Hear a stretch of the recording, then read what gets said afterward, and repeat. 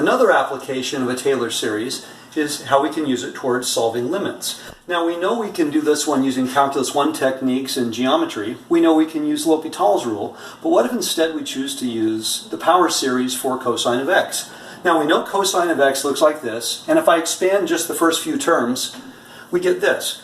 So then what if I do the numerator, cos x minus 1? Well, let's just eliminate the 1, and then I have everything else in that summation. So what if I then said, okay, cos x minus 1 over x squared? Well, we get the same sum, but every term divided by x squared.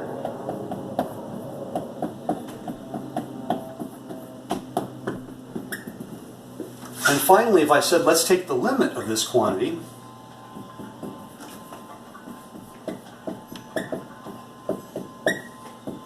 you notice that every term with an x in it is going to go to 0, and all we'd be left with is that. So therefore, the limit is simply -1/2.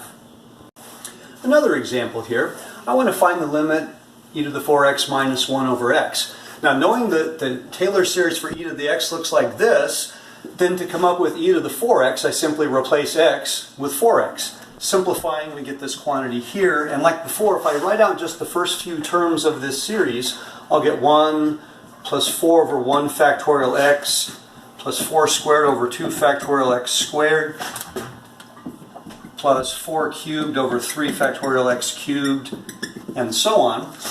So now if I said, well, what's e to the 4x minus 1?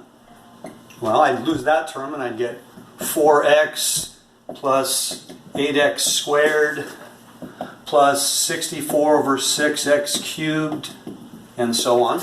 And then finally, if I said, what's e to the 4x minus 1 all over x? All of this quantity divided by x will leave me with 4 plus 8x plus 32/3 x squared, and so on. So now finally, when I take the limit of this quantity here, I'm taking the limit of this quantity here as x goes to 0, so we can see that answer would simply be 4.